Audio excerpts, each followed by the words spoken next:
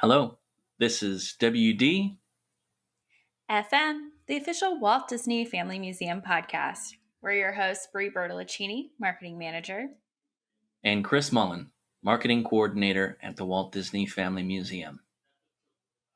Welcome back to our monthly Museum Musings episode where we keep you updated on upcoming museum happenings. Make sure you're subscribed to our podcast so you never miss an episode. Each podcast episode is also available as a video podcast with closed captions available on every video. Visit our YouTube channel at WD-FM Museum or read the show notes from today's podcast posted to our blog for more information. Stay tuned at the end of this episode for a special interview with Director of Events Carla Flores and Senior Group Engagement Coordinator Kate Nickles here at the Walt Disney Family Museum. Hey, I know that place. The Walt Disney Family Museum's main galleries and special exhibition, the Walt Disney Studios in World War II, are open. Pre-purchased timed tickets are required for entry. During the first few months of reopening, tickets will be released in 2-week increments. To purchase tickets for the next 2 weeks, please visit our tickets page. Members can reserve free tickets for the next 2 weeks via our members-only ticket reservation page. Now let's kick off our Disney date roundup for the month. We have quite a few film release anniversaries this month. Amongst film releases, we have a special first appearance of Donald Duck. Donald first appeared in the Silly Symphony, The Wise Little Hen, in 1934.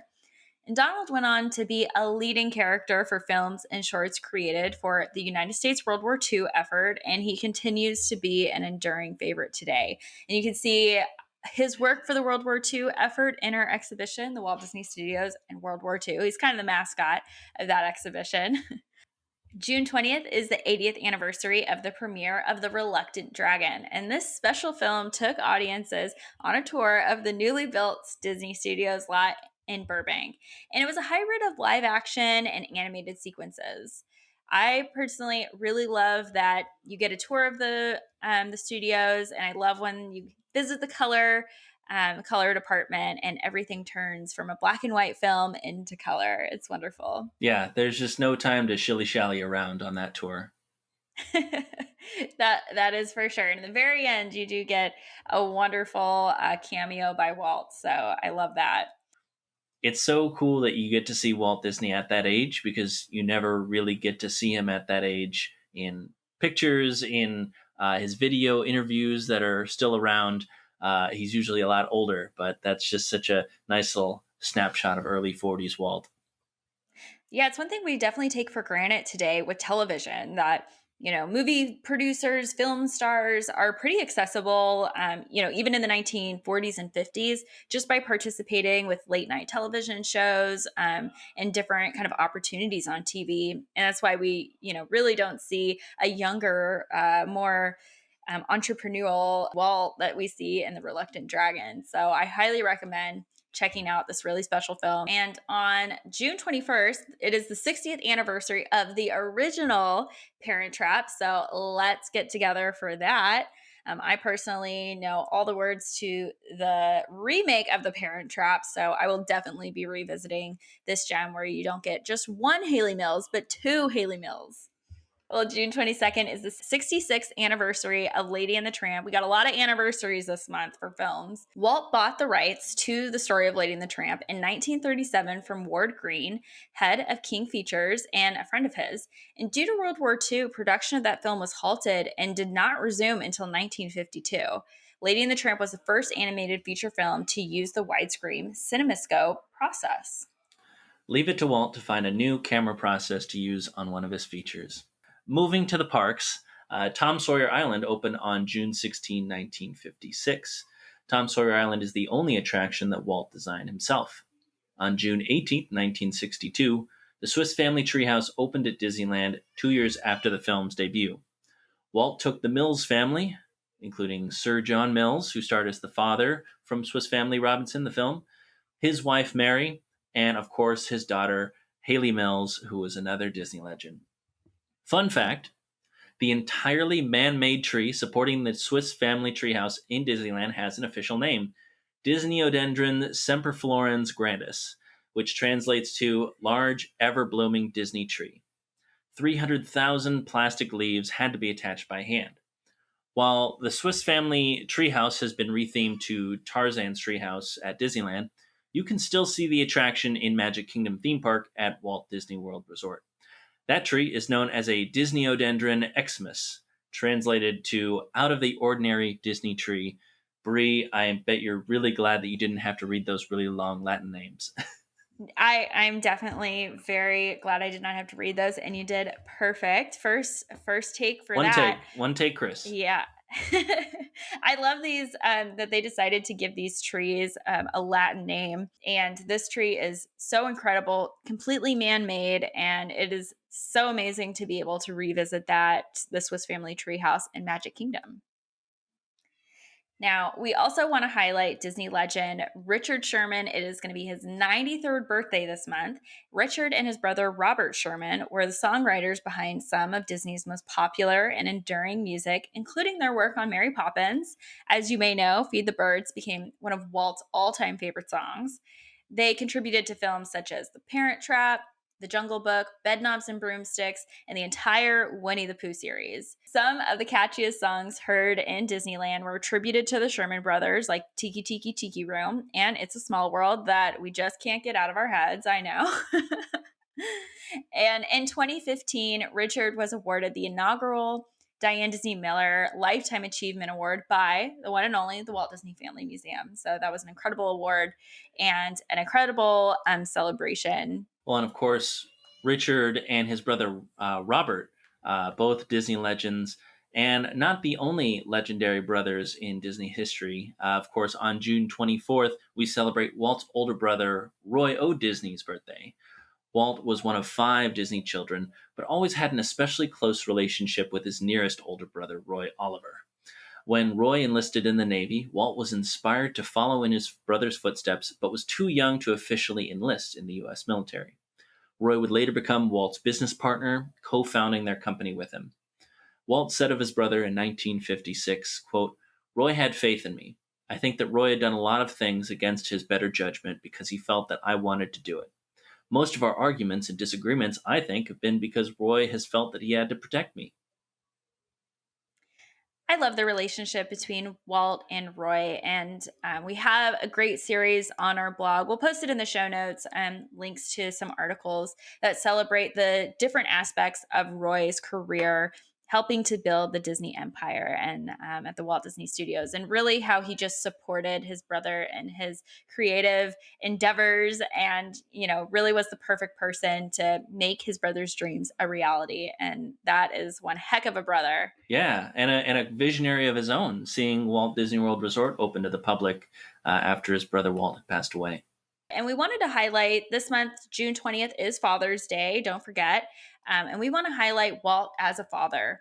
Walt was a father to 2 girls, Diane and Sharon. And Diane wrote an article in Sketches magazine in 1994 saying, and I really love this little blurb, quote, "My sister Sharon and I were lucky kids. We shared a wonderful father who cherished us and thoroughly enjoyed us.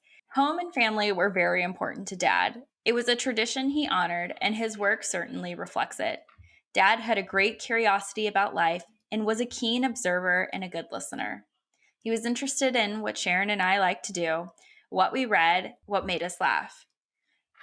When we were very young, Dad would drop us off at Sunday school every Sunday, then pick us up later and take us to the Griffith Park merry-go-round. He was never bored, never impatient. He said years later that his dreams of a total family amusement park began then." End quote. Walt took notes on what books his daughters enjoyed, several of whom he would purchase the film rights to, including Mary Poppins and the Winnie the Pooh books. He was inspired by his daughter's enjoyment of the Griffith Park Carousel and other attractions to create a place for families to have fun together. Disneyland. And of course, you can't talk about Walt as a father without talking about the genesis of the Walt Disney Family Museum. The Walt Disney Family Museum is a love letter from Walt's daughter, Diane. Over the last 2 decades of her life, she undertook an active advocacy to document the life and accomplishments of her father. She wanted to ensure that the museum showcases all aspects of her father's life, so that guests who didn't know the man behind the brand would get a better understanding of and have their own opinion of who he really was. Beyond his countless achievements, there was Walt, the loving son, brother, husband, and simply daddy to his girls. Above all, family came first. With strong family ties and a harmonious home life, he dared to dream, create, and explore throughout his career. Here are some upcoming events happening at the Walt Disney Family Museum. Don't miss a special virtual talk and demo on June 11th with the Bob Baker Marionette Theater in Los Angeles. Join Executive Director and Head Puppeteer Alex Evans and Director of Development and Community Partnerships Winona Bechtel for an exclusive presentation about legendary puppeteer Bob Baker. You'll learn about Baker's extensive background in puppetry and animation, including a puppet show he performed as a teenager for the animators of Walt Disney's Pinocchio, his role as a technical consultant on Disney's Bed Knobs and Broomsticks, and his magical marionette window displays for the Emporium on Main Street, USA at Disneyland Park and Magic Kingdom theme park at Walt Disney World Resort. Following the presentation, join Missy Steele, Director of Operations at Bob Baker Marionette Theater, for a demonstration on how to make your own puppet at home. It's really going to be a spectacular program, and it's one that you will not want to miss. Yeah, it sounds like a really fun event, and I can't wait to see what kind of puppets people come up with. In June, we have quite a few Happily Ever After hours. Just as a reminder, these programs are free to attend, but to be able to ask questions to our speakers, you do have to register in advance. The programs are available to rewatch on our Facebook and YouTube pages for 48 hours after the program, and then available on our members only Vimeo channel. On Wednesday, June 16th, join Karen Falk, Director of Archives at the Jim Henson Company, as she discusses her role preserving the life and legacy of Jim Henson, and curating exhibitions based on their beloved film and television projects, including Disney's The Muppets, PBS's Sesame Street, The Dark Crystal, and Labyrinth.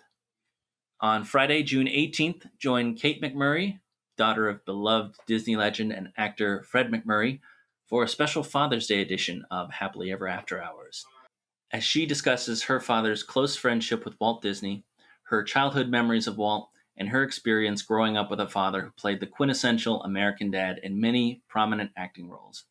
On June 25th, in celebration of Pride Month, we're celebrating the LGBTQ plus community's contributions to the world of animation. Join producers and directors Rebecca Sugar and Ian Jones-Quartey, notable for their work on Cartoon Network's animated series Adventure Time and Steven Universe, as they discuss their experiences working in television animation, the importance of LGBTQ plus representation in family entertainment, and Sugar's impact as the first female and non-binary show creator at Cartoon Network. On Thursday, June 24th, we are co-presenting with the International Spy Museum for a free event, Virtual Spies and Spy Masters Happy Hour, the Walt Disney Studios in World War II. Featuring Kent Ramsey, curator of the Walt Disney Studios and World War II Special Exhibition, join the International Spy Museum for June's Spies and Spy Masters Happy Hour as they dive into the little-known intersection between Disney and the shadow world. Should be a really fun time. Yeah, getting that other side of the World War II story, not just from Disney and what they created, but its impact on the war effort in other ways. I think that's going to be a really fun co-presentation to check out. Studio Series workshops are still available for a handful of adult sessions. Studio Series workshops are 90-minute sessions that explore animation principles and techniques. Check our website at waltdisney.org/education for more information and available workshops. Up next is our interview with our very own Director of Events, Carla Flores, and Senior Group Engagement Coordinator, Kate Nickles. Well, welcome to the show, Director of Events, Carla Flores, and Senior Group Engagement Coordinator, Kate Nickles. Thanks for joining us today. Hi, thanks for having us. Yeah, thank you. Well, we're so excited to chat with you both today. We've worked together for quite a while now, and I've always loved collaborating with you both. And to start at the very beginning of your careers at the Walt Disney Family Museum, how long have you been in your roles, and what do your roles consist of? And we'll start with Carla. Sure. So I have been lucky enough to be part of the museum since groundbreaking, and I got to do a hard hat tour I started about 12 years ago in catering as the director of catering, and then moved over to be the director of events. And I oversee all external and internal events in the museum, and have recently teamed up with Kate to partner on virtual events as well. That's amazing. I somehow did not realize that you'd been here since the very beginning of the museum and put on some wonderful, amazing events during that time. Yeah, so mine's kind of the exact opposite of Carla's experience. I started 4 months before the shutdown happened. So time, as we all know, has been weird. So it is simultaneously does not feel like that long ago, but feels like maybe I've been here since the groundbreaking of this museum, like this version of the museum. But yeah, so my role, it'll be 2 years in November, so we're kind of coming up on 2 years. And my role deals with more of the tourism side of the museum, lots of in-person group visits, tours, and managing relationships with our ticketing partners. Now, of course, everything is shifted to virtual, and yes, I get to work alongside the lovely Carla, running the virtual group experiences team. Specifically, I create the content for these experiences and I also facilitate them. So if you sign up for one, chances are you're going to see this on the screen. Wonderful. Well, and just as you've had to flex into this new virtual world, as we all have, as Bree and I definitely have, now we're getting ready to flex back into in person events. And of course, venue rentals are a big part of that. Carla, what can groups expect if they were to make a venue rental at the Walt Disney Family Museum? Yeah, well, we have a lot of wonderful venues for all different size of groups, all different types of groups. So we do everything from small nonprofit events to corporate events to social events like birthday parties, bar and bat mitzvahs. We do weddings for the very unique bride who isn't in need of a seated dinner for all of her guests. Normally, micro weddings work perfectly in our space. And a ton of corporate events where people are able to buy out the entire museum. So you can host a reception in the awards lobby and the main galleries while learning about the history of Walt Disney and why the museum was founded. And you make your way through each of the 10 galleries and come out to a wonderful post-dinner reception in our cafe. And then we offer a lower lobby and theater for screenings as well. That's really exciting and something that I think is just a really unique event space. And I know I've participated in some of these incredible events. Can you talk a little bit more about some of the kind of corporate? You talked a little bit about the corporate events. Kind of what's in the works for what corporate groups can do other than kind of one of these, evening museum events. Absolutely. So the sky's kind of the limit. We love to customize programs. We get a lot of special requests. So we'll do everything from small private think tanks to events where people and corporations want to buy out the whole museum and even close it down for the day. And we'll bring in guest speakers and curate a custom program for that event. Where guests will be able to access the awards lobby, the main galleries. We'll have speakers in the theater. We also have incorporated our education team and some team drawing fun as well. So we would love to customize a program, and we have done so several times. Carla, what would you say were some customized programs that come to mind that you've put on at the museum that some people have put on for their group or birthday party? Sure. Well, some of the larger ones that come to mind are Oracle did a buyout in person and had speakers like Don Hahn for the love of storytelling and Dennis Mirren talking about visual effects. We did a program virtually that was very similar for Dolby as well. And for that one, we brought on some of the same speakers. They chose pre-recording instead of live, and then live drawing. So those are some of the larger. And for smaller, I think in some of the local publications, if you Google us, you can find some of the smaller weddings that we've done that have been featured at the museum. Birthday parties are always fun. I know that we did one, and the birthday girl loved Elsa. So it was a Frozen inspired. We've done Jungle Book inspired. We've done Alice in Wonderland style teas. The sky's kind of the limit for sure with these virtual event, or not virtual events, but also virtual events, but for some of these corporate and special venue rentals. And that's really exciting. I think people would be, amiss to not ask and not request even just some more information about what we can do for your event. Now, Kate, for folks who, might be interested, can you speak to the different offerings of a virtual group experience that we have available currently? Yeah. So after a year, we've really narrowed down kind of this best menu of options.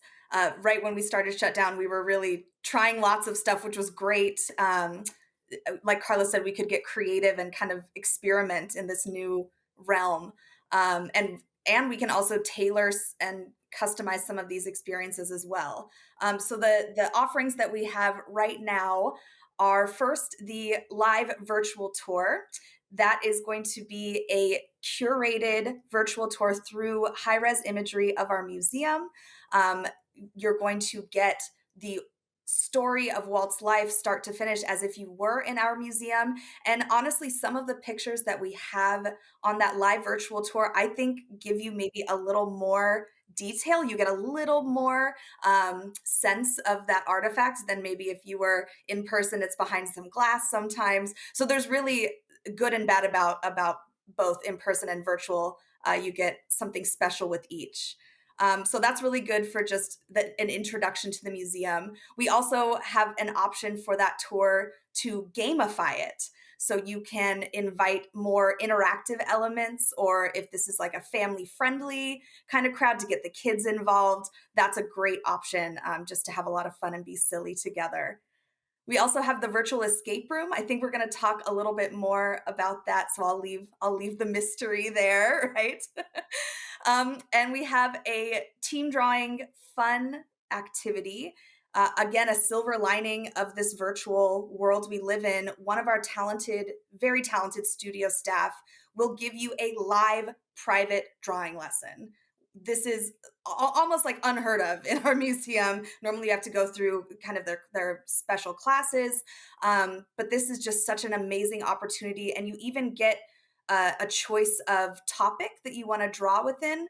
Of course, we can't draw any of the Disney characters, but like Carla said, we can do like Cinderella inspired, Jungle Book inspired, and it gives you and your group a chance to kind of tailor that towards your interests. Such a cool option. I love always hosting those and seeing the art that comes out of it. And then finally, we have some workshops. These are more for team bonding and designed for kind of work development. And they're presentations mixed with games and activities, a couple of discussion kind of breakout rooms. And we have 3 flavors, I guess, of workshop. And it's the Everyone's a Storyteller, talking about communication and storytelling techniques that we pulled from Walt's life. The Wonderful Women of Disney, which is all about celebrating the female contributions to the Disney legacy. Love that one. And then Lessons from Walt, which is all about kind of the philosophical side of Walt's story and what we can learn from his life to apply to what we're going through today. So those are kind of like, the 3 main segments. They all sound so fun and engaging, and they really engage the museum as this kind of living space where there's so many different stories to tell, so many different lessons that you can learn from Walt's legacy. And I'm really glad that you brought up the virtual escape room, because if you remember, you took our team on an early version of that virtual escape room. And not to brag, but we did pretty Yes. well. We solved a lot of those Did puzzles we, pretty Chris? quickly. Did we? That's how I choose to remember it, Bri. And, the people at home wouldn't have known any different. So I'm going to say for the record that we did better than we had any business being. All of that aside, the virtual escape room was so much fun to go through. What was the process of developing this offering, and what can guests expect? Yeah, well, gosh, thank you for taking us down memory lane. I'm so glad to hear that you loved it. And yeah, you guys were our first real kind of group of guinea pigs to see if this had any legs to go anywhere. And we so appreciate that.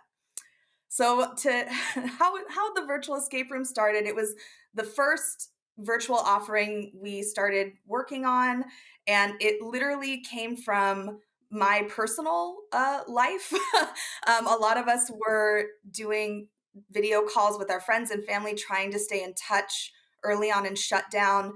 But for me, I'm not sure if any of our listeners felt this way.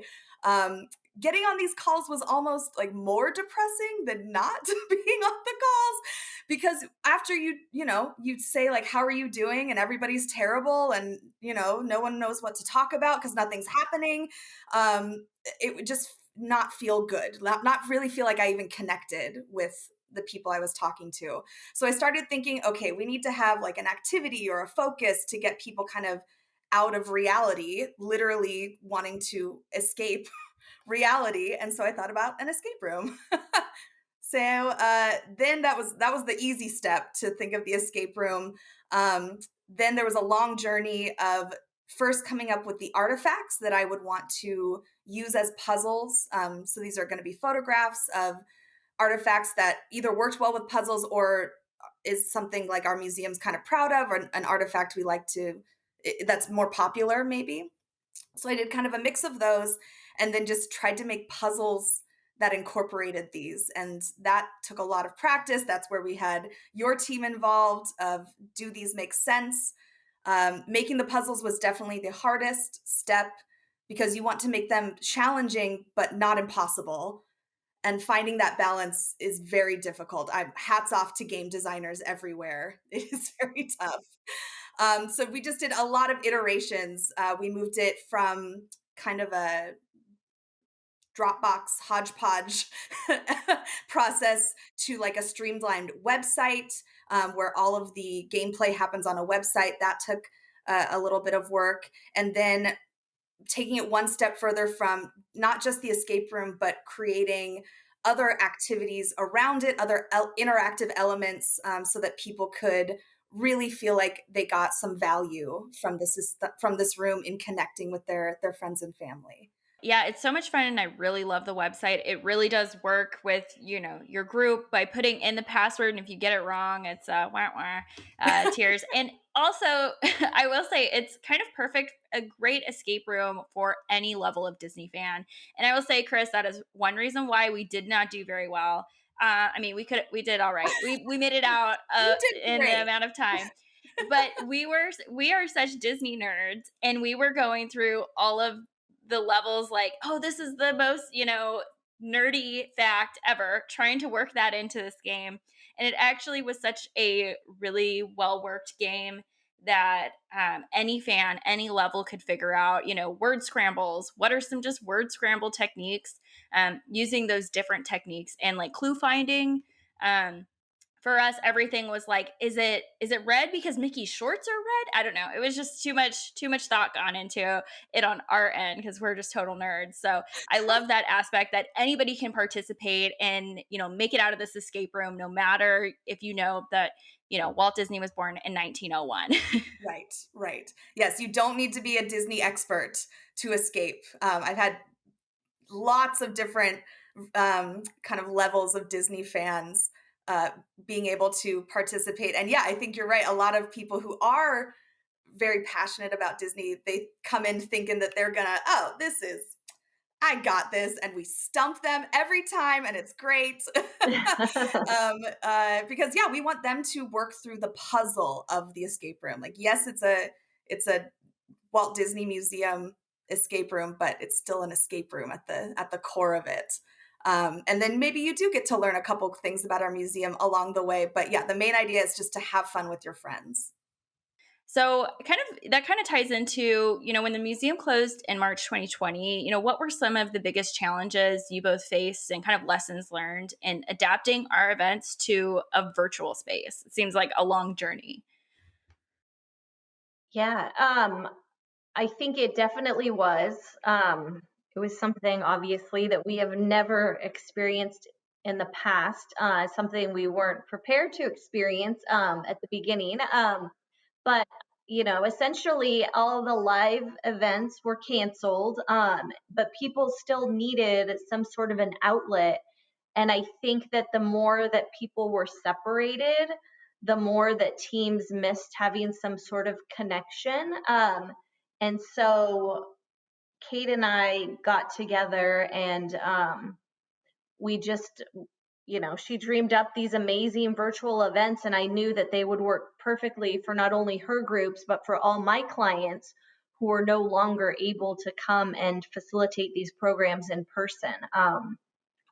And they were curated and they were customized, and some of them were birthday parties. My 8-year-old had her birthday party with Kate, and they loved it, and they were all lessons learned. I think in that one we learned we need to turn off the texting part We of it. learned that children know how to draw on a shared Zoom screen, which I didn't even know was a thing until they all started scribbling on my screen, and I'm like, what is happening? Yeah. So yes.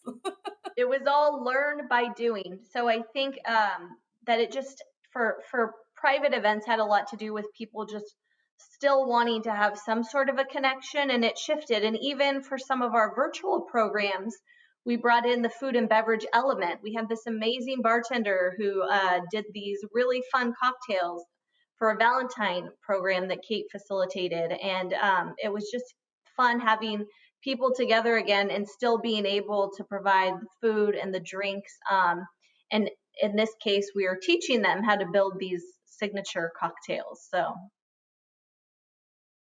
Well, definitely. It seems like creativity was the name of the game. Obviously, running events and then having your event space, the physical space, have to be closed. It really requires you to think outside the box and know that people still want to do things. They still want to enjoy the content that the museum has and is inspired by, but that there are still opportunities to create things for people to do and for people to have fun at. I was just going to say it's purely selfish because we get to have fun doing it, and connecting people with the story of our museum and the joy that our museum has to offer is 100% why we do it. Awesome. Well, to wrap up, to put a little bow on this, on getting to talk to you guys today, we have one question that we love to ask everyone that we have on this show. I'll start with you, Kate. What is your favorite artifact in the museum? Okay. Of course, we knew this question was coming, but also, how dare you for asking us this question? It is impossible. You've had to create an escape room with all of the artifacts, so you know everything that we've got. Ooh, it's like Kate's version of the museum. Ooh, I like this. I like this, Chris. That's a great idea.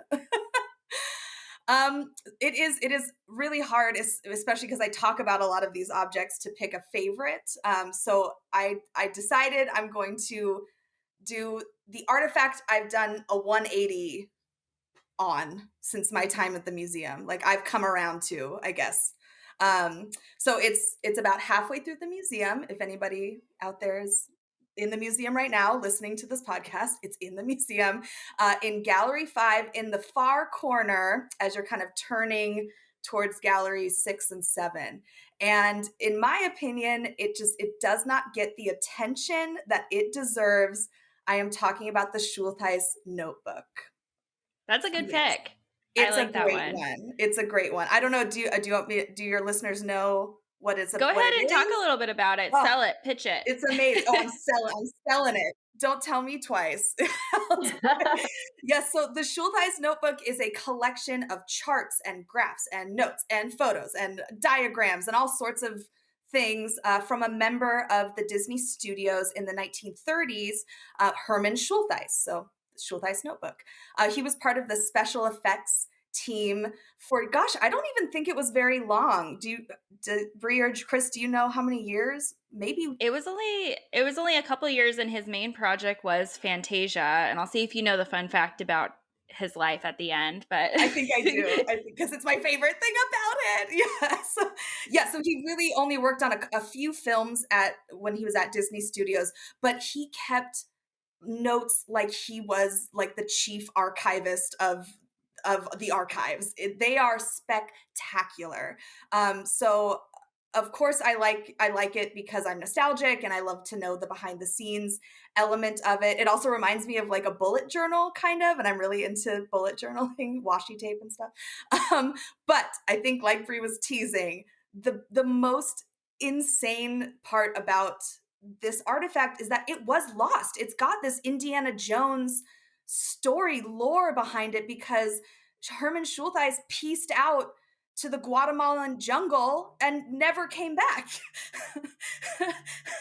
So nobody knew how to find where everyone thought this notebook was just gone, right? They knew it existed, but they thought it was gone after he was lost himself. And then it was found in the 90s, I think in just some random desk drawer by somebody. So, check all your drawers before you throw well, the anything story out. that I've heard, and it might just be one of those like wild stories that I've just heard through telephone, but that it was found at Herman Schultheis, maybe his widow's house when she had passed away. And I had heard it was found in like a mattress or like a Okay. couch, that it was really, yeah, it was like stuffed away. Wow. Even And it really better. was, I mean, it was less. And Herman Schultheis did try to sell it to the Disney company for something like $40. And they said, nobody wants to read about how we made Fantasia. Why would anybody want to know that? Cue to quite a bit of time later, and we won't stop talking about We it. won't stop talking about it. Yeah, and that's how I was through the Fantasia project, was how I got kind of introduced to this, and to see how spectacular of an object this is, and what a treasure that we are able to not only have it in the museum collection, but our collections and exhibition team scanned every single page, and we have like a big tablet basically in the museum, and you can go through and look through every page of this thing. It's actually a wonderful interactive. I will say it has great zoom features and little sparkles of magic when you touch it. And I just think it really is a keystone of one of the interactive elements of the museum. But the Schultheis notebook in particular is really great. And, you can skip through all the pages, zoom in like 200%. Crazy. Yeah. It's wonderful. Amazing. And that's almost, now we're getting close to that being almost 100 years ago. Totally. And not to mention, another part of the interactive is that when you get to a page that discusses a certain sequence, you're actually able to click on a little clip playing of that part of the movie where Herman Schultheis was breaking down how they achieved the special effect. So you can actually see it in text and in imagery, and then just outside the margins, you can click on the little clip to play, and you can see it play out just as it's being described. Yeah, so cool to see like the final project. Yeah, it's so wonderful. And thank you so much, Kate, for sharing such a highlight in our galleries. Carla, what is your favorite artifact in the museum? I feel like mine is more of one that a lot of people know about, but I love it anyways. I think that the Academy Awards that we have in our awards lobby are some of my favorite artifacts, especially the one of with the Seven Dwarfs. I think that is just so unique. And I love the fact that when people rent the awards lobby, a lot of times it's sat as the background for that. And first of all, Walt was so talented. So to see all of his awards is just overwhelming. But then to be able to kind of go through to Gallery 5 and see, the movie premiere that accompanied that, and the menu that night, and the people dressed up, and the real inspiration for Snow White. I think that whole theme I just love. So that's mine.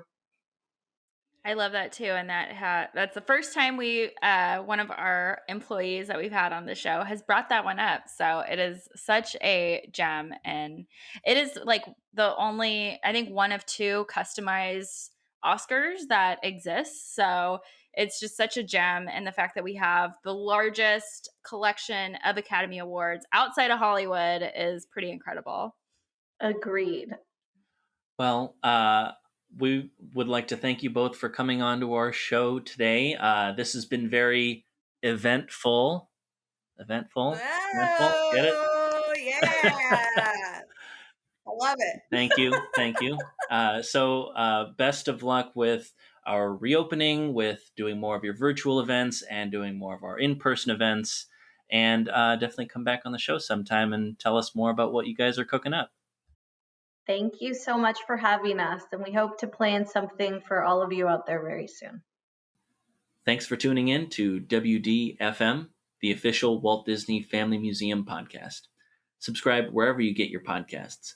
Email us questions or comments at podcast@wdfmuseum.org. Follow us on Facebook, Twitter, Instagram, and YouTube at WDF Museum for the latest updates. And to learn more about our virtual events and venue rentals, visit our show notes on our blog page to learn more. Have a joyful June and keep moving forward.